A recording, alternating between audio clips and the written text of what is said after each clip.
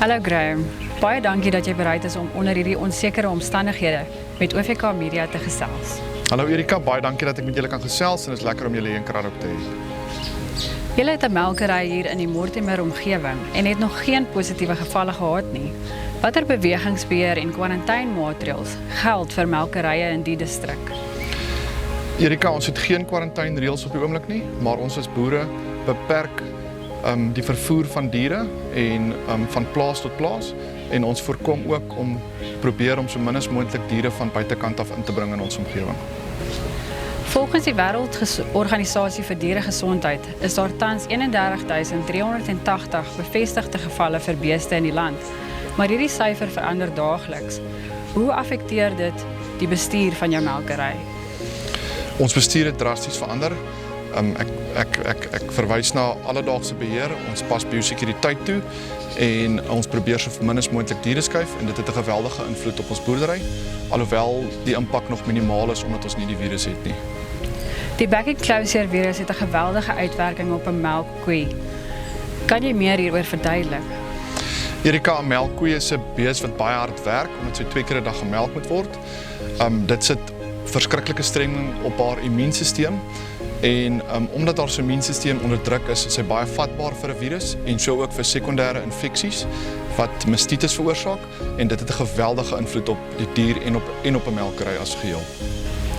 Beïnvloed die back-and-closure jou melkproduksie en wat is die impak op jou kontantvloei? Ons is bevoorreg om nog nie positiewe gevalle te gehad het nie, maar dit het 'n enorme invloed op kontantvloei en op jou boerdery as geheel. Daar word beraming in die eerste jaar van 'n positiewe melkplaas is die verlies tussen R5.000 en R6.000 per koe. So ou wat 1000 koeie melk is dit tussen R5 en R6 miljoen verlies in jaar 1. Watter biosekuriteitssisteme het julle in plek om die melkery en beeste te beskerm?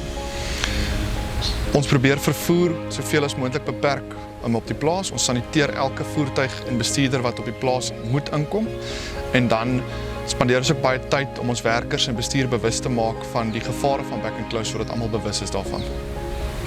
Hoe moeilik is dit om biosekuriteit op 'n melkplaas wat heelwat beweging het toe te pas?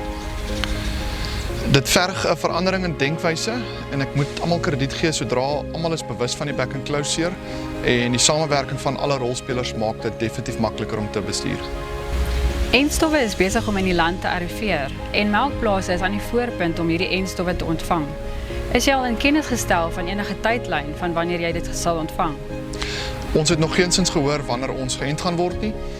Ons hoop wel en ons pleit wel dat dit baie vinnig sal gebeur sodat ons soveel as moontlik, so vinnig as moontlik al ons beeste kan ent.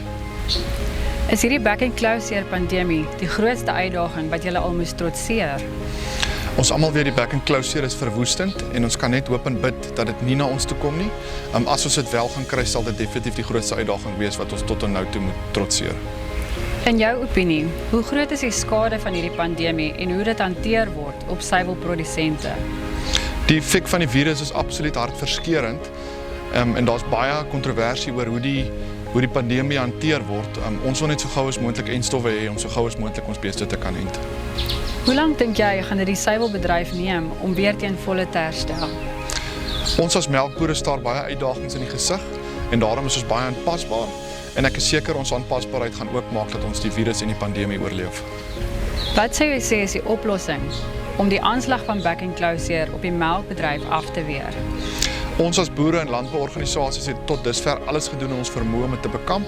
Ons wil nou so gou as moontlik enstowwe hê om so gou as moontlik al ons beeste te kan ent. Baie dankie Graham dat jy bietjie meer lig kon werp op hoe hierdie pandemie die suiwelprodusente onder enorme druk plaas. Ons dink aan julle en vertrou dat hierdie nagmerrie vinnig verby sal wees. Baie dankie vir julle moeite en tyd en baie dankie dat julle ons boere se storie vertel.